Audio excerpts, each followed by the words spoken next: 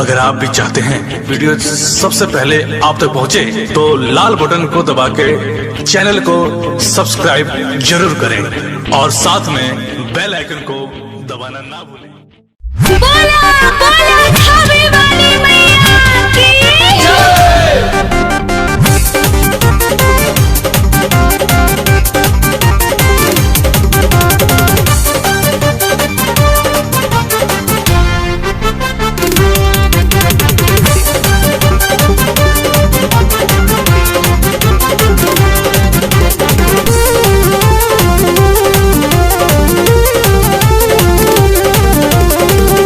टन घंटी बाजे माई के मंदिरिया, माई हो दयालु बाड़ी दी दर्शनिया।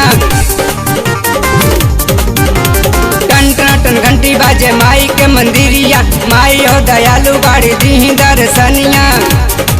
जयकारा बोली माई कर जोर के, बोला बोला मलनी वाली मैया की नारियल फोड़ के चुनरिया ओढ़ के, नारियल फोड़ के चुनरिया ओढ़ के।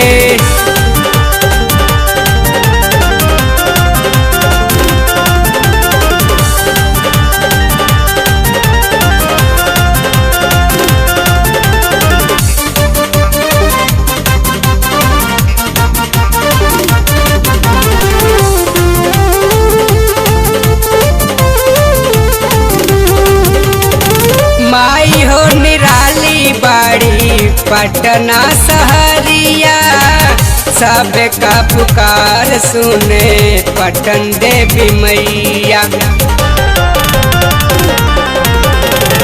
माई हो निराली बाड़ी पटना सहरिया, सबका पुकार सुने पटन देवी मैया।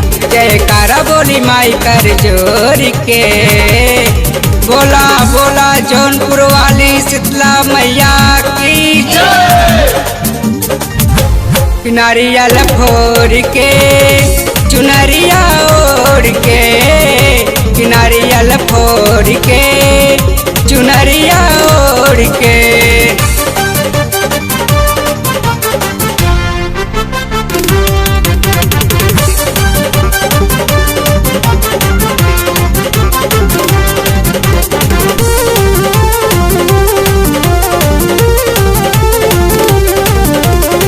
दर्शन कर आइल बानी माई बड़ी दूर से, चुनरिया हो लैले बानी माई जौनपुर से। दर्शन कर आइल बानी माई बड़ी दूर से, चुनरिया हो लैले बानी माई जौनपुर से। जयकारा बोली माई कर जोर के, बोला बोला दुर्गा कुंड बनारस वाली मैया की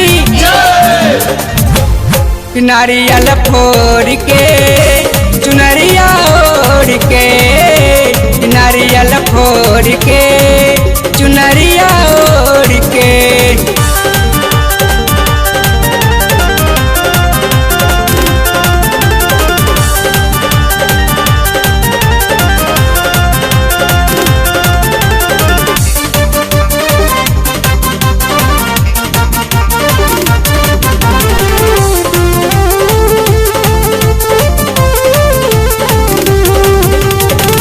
धीरत हाथी सोनी सैगल गाँव गीत हो, छू के चरनिया देहाती मांगेला आशीष हो।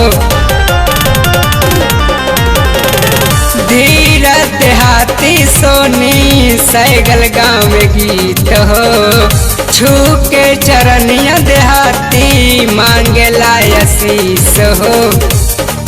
जयकारा बोली माई कर जोर के, बोला बोला मेरा वाली मसानी मैया की नारियल फोड़ के चुनरिया ओढ़ के, नारियल फोड़ के चुनरिया ओढ़ के।